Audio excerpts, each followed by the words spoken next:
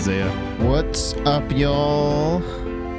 And got some more stuff. Stream Players Podcast. I don't know exactly how to tagline this yet, but we'll get there at some point, or we won't. I'll just explain it awkwardly every time we start. We'll get a natural thing that will pop up, and then that'll be the thing. Yeah. So the daily domestic chart. I'm sure we're going to get some change-ups here, but How to Train Your Dragon's doing well. Unfortunately. Earned 76 minutes. Minecraft is still in? What the hell's going on? I mean, you look at that move. Look, it's a moneymaker. Brokeback Mountain. There you go. Days in release 7,139. That's funny. So, I actually watched that movie when it came out in the theaters. Never seen it. Things you'll do. Get with a girl. Embarrassing. Venetian Scheme. 16 million. Interesting movie to watch if you're trying to get with a girl. She wanted to see it. Yeah. It worked out. So, was it worth it? No. Okay, Ironheart review. IGN, we don't like Ironheart, we don't like IGN, but I wanted to bring this up for one specific reason. And if we scroll down, and we keep scrolling, they say a lot of words about Ironheart and how terrible it is. IGN, the everything is a 7 out of 10, gave a 5. So you know that means it's actually like a 2. Yeah, so you know this is absolutely atrocious because, you know, you get the woke points from IGN automatically. It started as a 5, so this is probably a 0 out of 10, for being honest. So, Ironheart's solo outing proves a cynical addition to the MCU as science and magic collide in Chicago. Who knows? I read that tagline and I was like, okay, what do you think of the show? I can't tell. It sucks. That's what they think of it. Something I'll never watch, but I just thought it was interesting and hilarious because they give everything a 7 out of 10. What was it that GameSpot was put on blast the other day for giving that Death Stranding 2 a 7 out of 10? Pretty good stuff about that game. Marathon delayed it indefinitely from September release. That looks like a Destiny character. Well, I was about to say, I mean, it's like an Bungie, Awoken. but I was looking at that and I was thinking Destiny when I saw that picture. I was like, what are you going to talk about Destiny this time? And yeah, no, not Destiny, I guess. You put this in here. I did put this in here. That's right. Yep. I did. It's been a week. I put this in here like I think either that night after we recorded. Yeah. Completely forgot because we were talking about Marathon, I think either last week or the week before, of all the controversy that they were going through. Yeah. But yeah, now it's been delayed indefinitely, which means who knows when it's going to come out. But it's just like crazy to think how Bungie went from being literally like the best of the best, couldn't do anything wrong, coming off of Halo 2. You know, going into Destiny, a little bit bumpy, but they kind of righted the ship a little bit, and then things started to go downhill, and now we're here, and now people are just... I don't know, I think of what one of the former Bungie people said, where it's just like, even though Bungie eventually did leave Microsoft never left Bungie, and that's been apparent since, I guess. I find it funny, because Bungie really revealed themselves during COVID, and all that stuff. They revealed what type of people they are. They still release the pride colors and all that stuff, and they're still as if they in actually care, though. 2020. Yeah, it's just let's see if we can get someone to pay $5 for this shader. That kind of deal. It's really pathetic. And you think you've actually did care to be like hey, here's for this day only a free shader. Right, if they cared, there would be no money involved, but they don't. But it's like, how can we make money off this thing? There's never a patriotic one. Bungie's based in Seattle. There's never like a patriotic one for 4th of July, is there? No. It's like, how I always like to look at it is people like the meme of, I think it's because it's like June is Pride Month, right? So it's like June 30th, logo for the company is all rainbow colors. And then it's like July 1st, back to normal. And then they also show the meme where they'll show the American versions of the companies, like Mercedes America or BMW America, and then they'll show BMW Dubai, and it's the normal colors. Only if it makes you money, right? Right, old Bungo. I have no sympathy for them. If they were to close up shop, I wouldn't care. Destiny, I dabble in still, but I don't care either way. It was a game that I spent years of my life, made a lot of friends, and I don't care about these people. And to say that they deserve it might be a little harsh, but they deserve it. So, screw them. Yeah. Hopefully it never comes out. Hopefully Sony takes over. Sony purchased them. Hopefully they just take the reins and see what they can do. I don't care. Yeah, I'm out. Good riddance. I'm sad because I always have good memories of Destiny. Yeah. All right.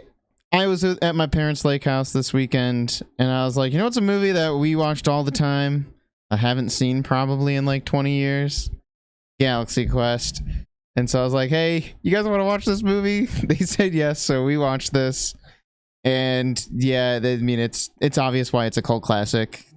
It's fantastic. It's really funny.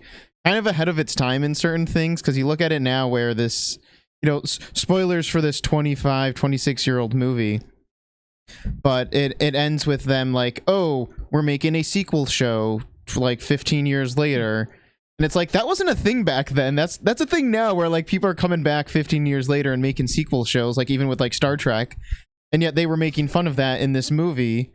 Or maybe not even so much making fun of it, but like that's kind of an idea that was thrown in this movie, and that's a thing that happens nowadays. So kind of a little bit of it, there, but you can see like this is definitely a movie written by a lot of people who love Star Trek, who wanted to kind of make a comedic take on that culture, because it is definitely a convention, fan type of movie and about those people, because it is the idea of, hey, we made this show 15, 20 years ago, and that's all we were ever known for, and just kind of like the feelings that people have of that. In the creation of it itself, it toes the line perfectly of comedy. It's an action comedy, but does not like dive into spoof territory, which I appreciate. It's not too goofy to where it brings you out of it, but there are some, especially the guy on the left here who's just named Guy. Yeah, Sam Rockwell. I think it's one of his first movies ever. Probably, he's fantastic. Yeah. But yeah, no, that's why I would never call this movie a spoof. No. It's not like a Spaceballs, where that's a spoof of Star Wars. This is a comedy action movie that is funny, is based off of Star Trek, but it knows when to take itself very seriously too, and there's some great moments. I mean, like near the end, where like Alan Rickman's character the entire time is like, I hate saying this stupid quote, and then he says it in a very serious moment with a lot of meaning behind it. Yeah. And it's like, man, you really feel it there, and it's just really good. All the actors are fantastic. I forgot how many big names are in this show. I mean, I think it was Justin Long's first movie ever too, because he's in it as like the kid that has like the map of the ship. Really? Yeah, he's like when he comes to the thing and he's like, Commander, we want to ask you about the details of the ship, and he's blowing him off the entire time. God. He's got to be a preteen, huh? Yeah, I was about to say, he looks like 15, 16 in the movie. It's crazy. But I mean, it's nice obviously seeing Alan Rickman. I mean, I feel like I haven't seen Tim Allen in a long time, but I forgot like how enjoyable he is in all the roles that he did. There was a couple TV shows he's done aside from Home Improvement. He's done like a couple. There's one where it's called Last Man. I've never seen it, Last Man Standing, but he's like a father. He's the only guy in the household, and that kind of deal. Yeah. Kind of the reverse of Home Improvement. Oh, do you know who else is? There's a couple other people in this movie. I don't think it was her first one, but Missy Pyle is in this movie. Who's that? If you click on her name there, you'll recognize her from stuff. I'm just like, I can't remember what I've seen her in, but I know her as an actress. She's in a ton of things. But then the other guy who's in this movie, Rainn Wilson, who plays Dwight on The Office. I think this was his movie debut as well for that one, but like he was super young looking in it. It was crazy seeing all the people in this movie where it's like, man, most of these people are like big stars and are well-known people. I really like seeing them, but it's just a very fun movie that, yes, is funny, but also is very endearing and nice. And I think it was probably like one of the first movies that took kind of like geek and con culture seriously. And I don't, I mean, still it's a comedy, but like didn't look down on it, I guess is the way I could say it. It didn't like think of it as lesser. It kind of is about that and the cool things that come of that. But yeah, if you haven't seen this movie for any reason, definitely give it a watch. It's one of those classics. I look at a 3.7, I'm like, that's criminally low. This movie's so enjoyable. I'm curious who these 238 idiots are. But yeah, it's I haven't seen this movie in probably 20 years, and it is absolutely phenomenal. Everything I remember about it, and even though I've seen Alan Rickman in 50 movies, I forget that it's him because he's got that stupid makeup on. Yeah. But like most of the gimmick in the first half of this movie is they think it's just a new setup for the movie. Yeah. And they're not taking anything seriously, especially when the alien overlord guy is like, yeah, because Tim Allen's just like, just shoot missiles at them, shoot all 4 missiles at them. And they think that like he's doing gigs without them, which is why they end up coming along with him about that halfway mark through the movie, because they're like, we don't believe you. This isn't real at all. And they're like, wait, this is another gig he's trying to do without us. Let's go and do it. It's phenomenal. Please go see this movie. It's worth it. One thing I saw on Monday, actually, which was strange because the technical release date is tomorrow. First night's today, but technical release date's tomorrow. And another fan event, they, just like with Mission Impossible, it still had previews. But this movie to me, so Sonny Hayes is Brad Pitt's character. He's a kind of a washed up, never was type of guy, but the very first bit of this movie, he's doing pretty well for himself. So he's a roundabout never was, because he's a never was in the F1 where he started, but he races in America and Daytona 500 and they win. This is blatantly obvious in the first bit of the movie, but he's a never was in the F1 scene. He started there when he was this guy's age, this Damson Idris character. So when he comes back, they're like, oh, who's this loser? Remember him? This movie feels like Top Gun on wheels. It feels like all of the actors are really driving, not just stunt doubles. It feels like they learned how to race. Now, are there stunt doubles? Of course there are. But it's a phenomenal movie. It's well over 2 hours. I think it's 2 hours and 36 minutes. But it's one of those situations where 2 hours and 36 minutes is warranted. Now, to me, I would have cut out, there's a lot of ups and downs emotionally, and we'll just say emotionally just for spoiler-free sake. But I felt like there was one of those too many.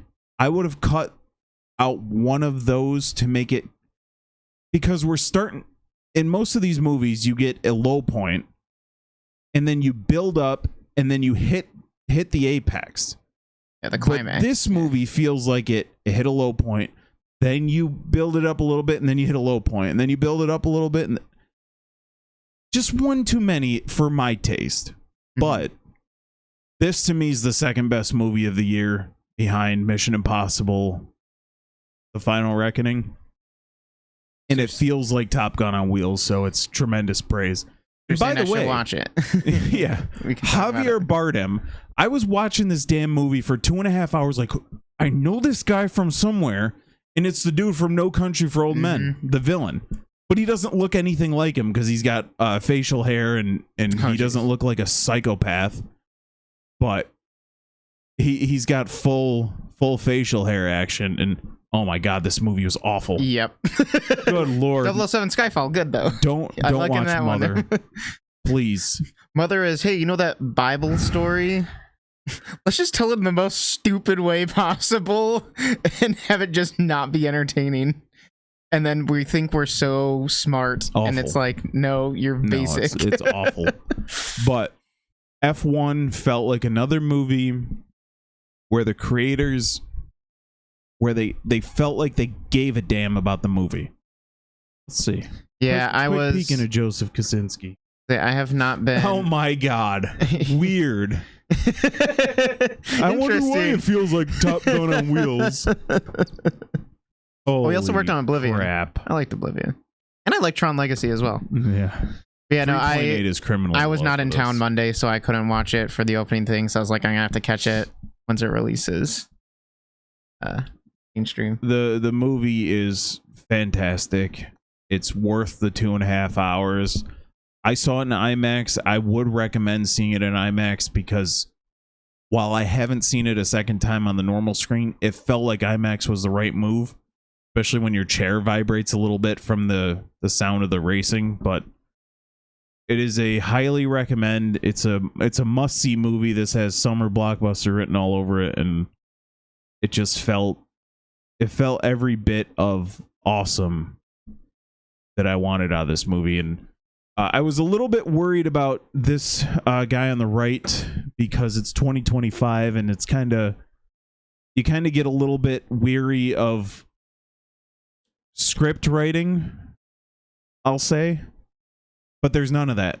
Not one single second is there any race stuff. Not once. There's racing stuff, but there's nothing. That's right. There's no race. There's nothing about. I don't want to watch an F1 movie without a race in it. Yeah, there's not. Oh, you old white guy. Nothing. Not for one split second, and there's not even a hint of it. He's just a good actor playing a good character. He was pretty solid. Yeah. He wasn't like, oh my god, this guy's amazing. Yeah. I mean, he's not Brad Pitt, but he's very good. Brad Pitt's awesome. Kerry Condon was very good, and Javier Bardem. I couldn't get over it because I couldn't put my finger on where I saw him from. Mm-hmm. And then once it hit me like 2/3 of the way through the movie. Like, you son of a bitch, you better not have a coin in your pocket. No Country for Old Men reference, but go see F1. It's out today. Go see it in IMAX if you can, because this movie is a side-scrolling movie. It was shot for, I believe, $28,000 in one apartment. Little indie, and it was interesting. So the whole concept is a guy is called military guy. This guy in the middle here, Jason Trost's character, who is also the director, is called to a cruise ship on an SOS. He has to try and figure out why everyone's dead on this most everyone's dead on this cruise ship. Oh boy. It's a black and white movie. It's a side-scrolling movie, and it's very clear. There's a lot of CGI. There's a lot of green screen action. Sometimes it gets to be sickening in terms of if you have motion sickness, because I do. I should have taken a Dramamine before I watched this one, because the camera will sit in one spot and rotate along with the character, and it just kind of feels like vomity, and I'm just like gagging a little bit thinking about it.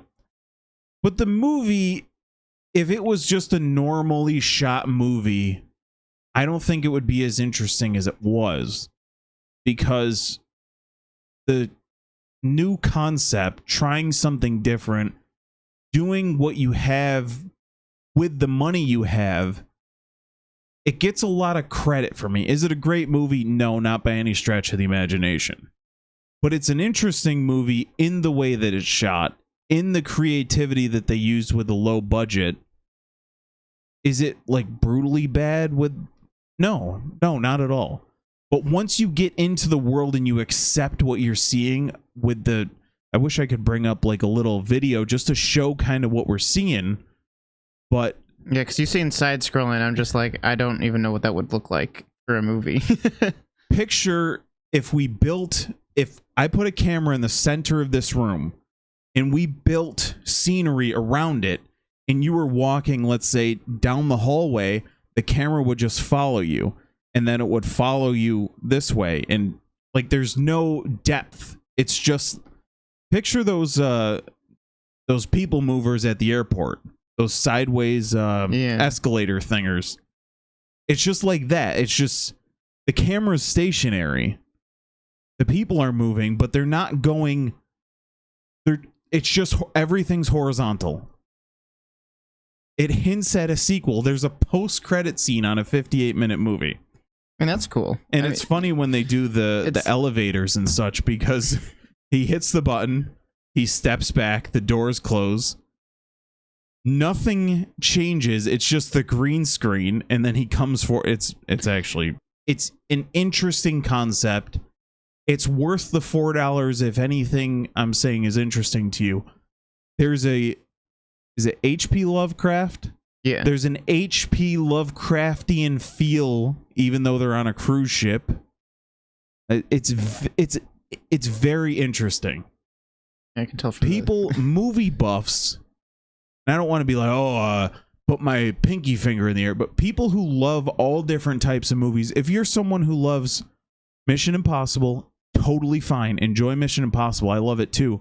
But if you like different sorts of things, different styles, different cameras, what was the movie that was shot in, is it 8mm that we just saw?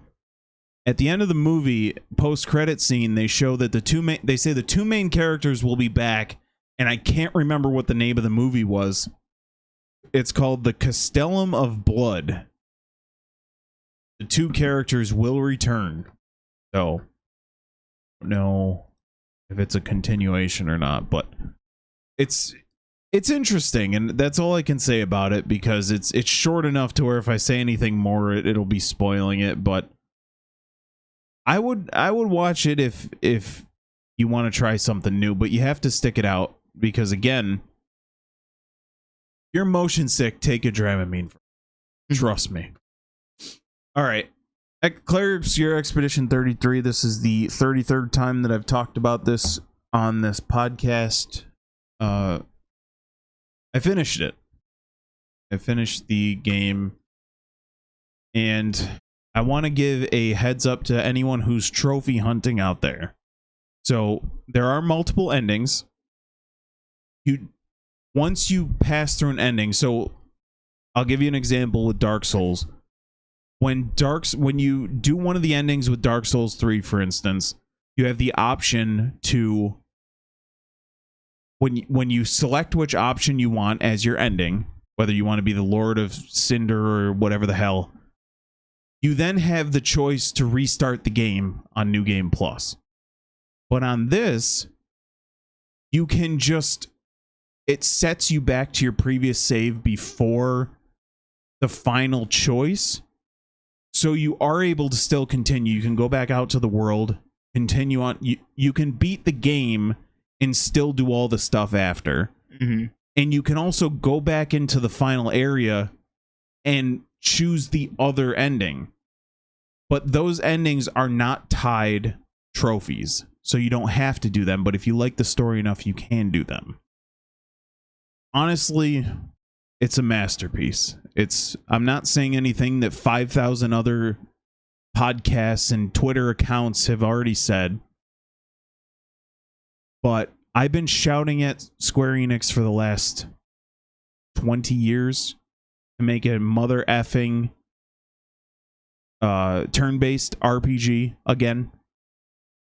And then Expedition-33 comes across, and then Square Enix says, yeah, we still have our eye on JRPGs, turn-based JRPGs. Sure you do. You're just trying to jump on the bandwagon now. I've been yelling at you for 20 years. Turn-based games, especially ones as creative as this, are still fun and engaging. You have to be creative about it. And Expedition-33 does that. They make a heartbreaking, heartwarming, delightful, miserable, awesome, awful story. And it's incredible. When you say Square Enix, do you mean like Final Fantasy? Because I know they have been doing turn-based games. Final Fantasy. Because I was like, they've done like Triangle Strategy. Yes, and I played all of them. Of course I mean Final Fantasy. They could have had Flim Flam Magoo the Third, that's a turn-based RPG. Yeah. Of course, Final Fantasy. Since Final Fantasy X came out in 2001 or 2, so 23 years, I've been begging you jagoffs to just make another one. Have some balls, I said, on several occasions. Now, I did like Final Fantasy 16, but you know, it's whatever at this point. Final Fantasy 15 was a bit of a mess because you could have just made turn-based again with that. But Expedition-33 is one of my favorite games of all time. It's my favorite game since Dark Souls 3, which came out in, I believe, 2016. Wow.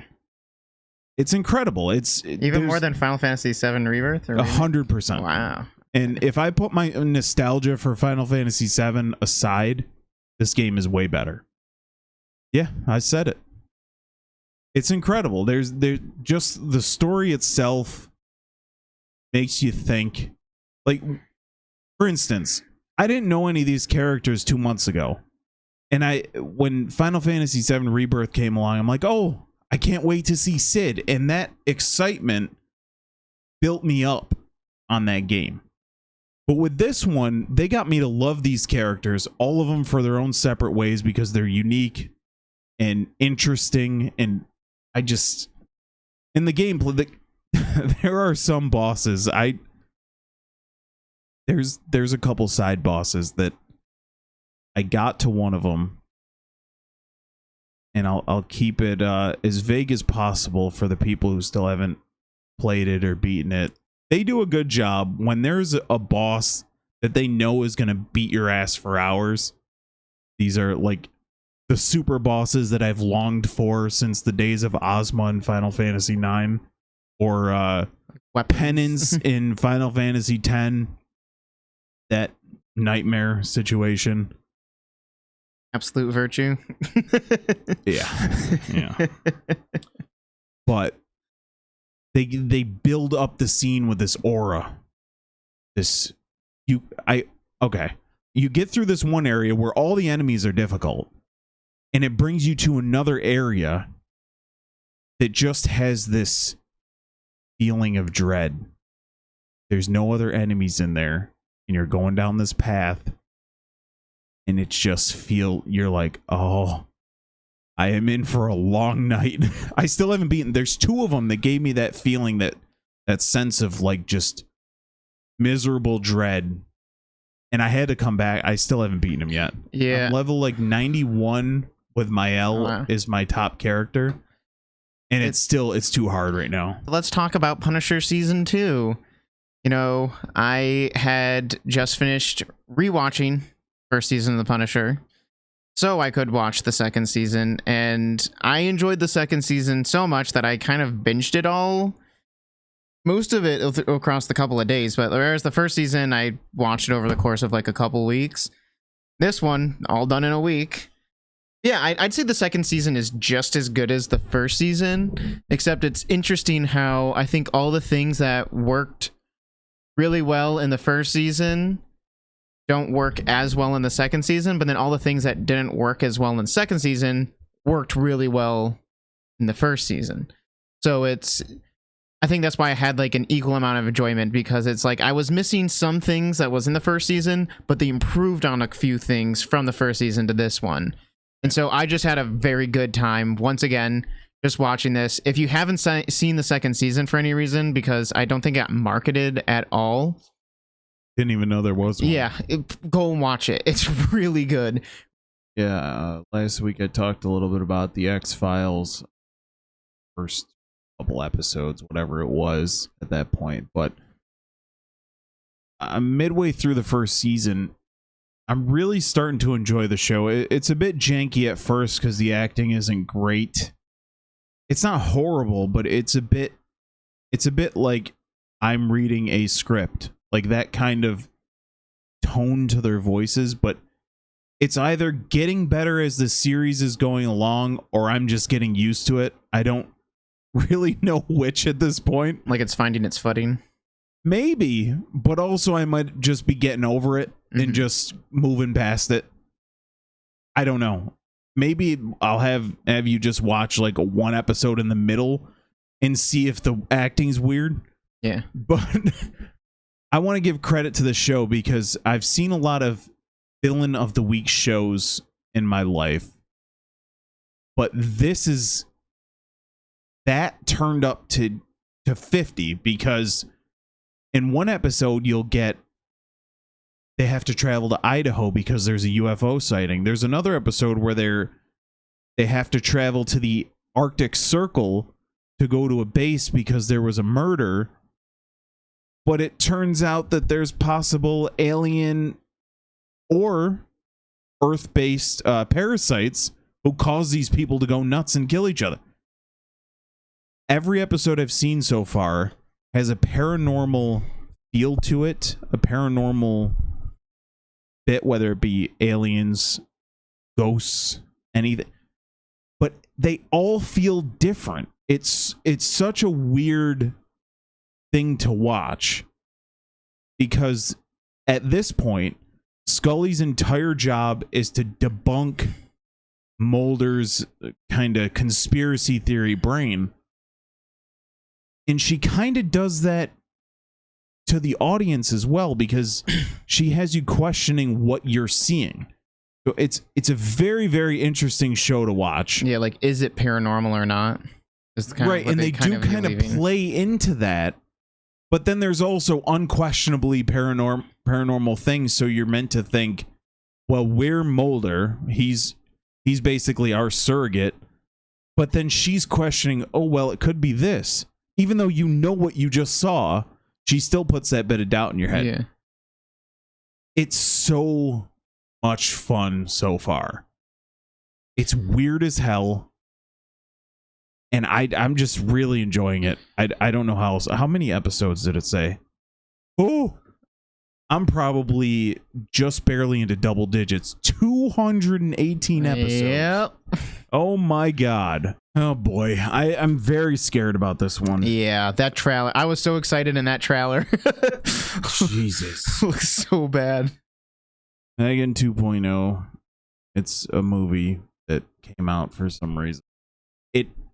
When I watch it, it gives me the vibes of that movie Don't Breathe, because the first one the guy's the villain, and then the second one they try and make him the hero.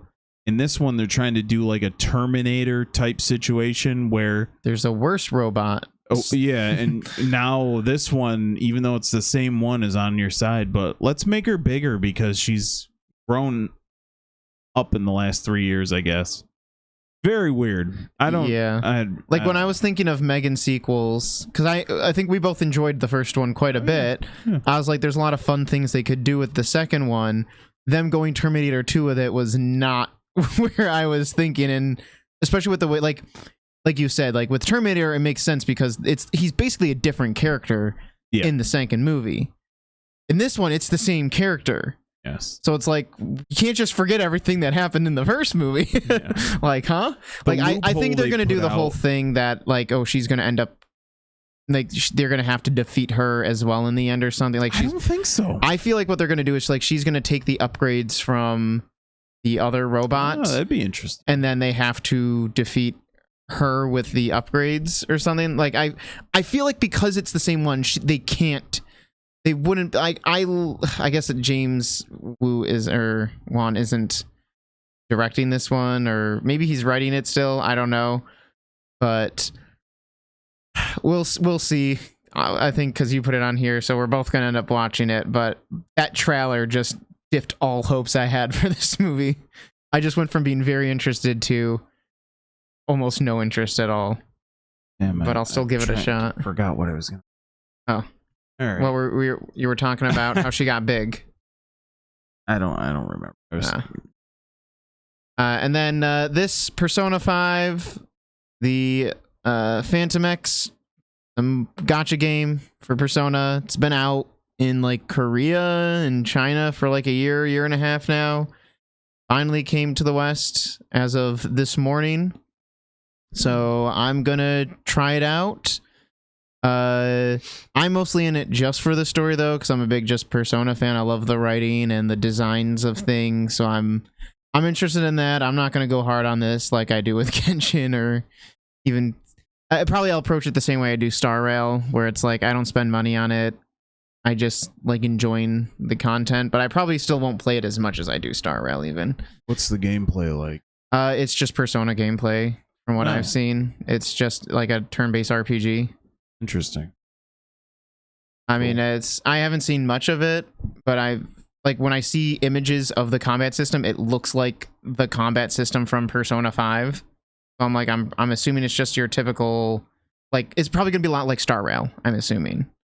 But each persona is going to be a different gacha, probably. Yeah, so that's the thing. Instead of like leveling up your personas or finding them, it's going to be gacha personas. So I'm assuming that is what the case is going to be. I'll give it a try. I'm not going to spend any money on this thing, but yeah. I mean, I look at it. I like the character. Once again, Atlas has a very specific character design for their Persona games, and I think the characters are very. Might sound weird, but I think the characters are very visually appealing. Just from like an aesthetic design, very similar to like the Danganronpa games, where like you could show me a picture of that character there, and I'd know, oh, this is from a Persona or maybe an Atlas game. Right. I guess Atlas is a better thing because I saw Metaphor and I'm like, this is an Atlas game. Right. So I really like their character design. So yeah. Yeah, it's easy to tell why. I mean, in each of them. I mean, you can already see this gal with the pigtails is going to be a favorite of mine just by how she looks, unless she's annoying. But yeah, it seems interesting, and it's got the menu design of Persona 5, so that's fun. I'm really hoping though for Persona 6, man. So like, just give me a new Persona game. I like Persona 5. 2017. Yeah, Persona 5? That sounds exactly right. 2017, because it was like the year after I graduated college. I'm pretty sure. Yeah. Wow. Yeah. No, it was 2017 because I got a Switch, an original Nintendo Switch, and we got Breath of the Wild, but I didn't play it right away, Breath of the Wild, because I was still playing Persona. Yeah, because this 200 came out, hours. I was gonna say, because this game came out in like February, and I think Breath of the Wild came out in March. Yeah, it came. Whatever the dates were, it came out. Persona 5 came out just before the Switch released. Yeah, and I couldn't find it within myself to ditch this game that I was so in love with to like. Even though Breath of the Wild was, getting so many good reviews and stuff, I had like 200 hours in this damn game, so I couldn't just bail. But yeah, all right, so that'll do it for us.